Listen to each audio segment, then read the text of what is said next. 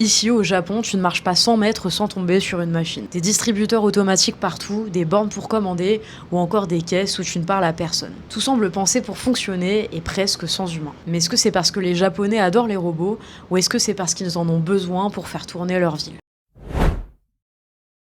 Sachant que le Japon compte environ un distributeur automatique pour 31 habitants, à quel moment ça devient plus qu'un simple gadget? En réalité, le Japon fait face à un problème très concret, il manque de main-d'œuvre. Le pays vieillit, il y a de moins en moins d'actifs et de plus en plus de postes à pourvoir. Aujourd'hui, il y a même plus d'offres d'emploi que de candidats.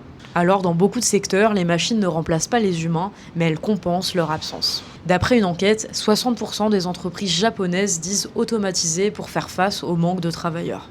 Et ça se voit partout. Dans les restaurants, par exemple, souvent, il n'y a que 2 ou 3 employés pour tout gérer. Commande sur une machine, paiement automatique et service minimal. Alors je me suis posé une question simple, est-ce qu'on peut vraiment passer une journée entière sans parler à personne? J'ai commandé, mangé et payé un repas uniquement via une machine. J'ai pris une boisson dans la rue à un distributeur et j'ai fait des courses dans une supérette et tout ça sans aucune interaction humaine. En Europe, l'automatisation fait souvent peur. 2 Européens sur 3 craignent que les robots et les IA détruisent des emplois. Ici, la question est presque inverse.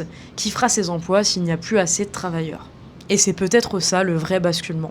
Parce que ce modèle, il commence déjà à apparaître ailleurs. Caisse automatique, borne de commande, bref, des services sans employés. Et des choses qu'on voyait comme des exceptions qui deviennent peu à peu la norme. Alors est-ce que le Japon est en avance ou simplement en train de vivre ce qui nous attend? Parce que dans des sociétés comme les nôtres où il y a de plus en plus de retraités et de moins en moins d'actifs, est-ce que l'automatisation devient un choix ou une obligation? Et surtout, jusqu'où on est prêt à aller? Parce que si tout est automatisé, qu'est-ce qu'on perd en chemin?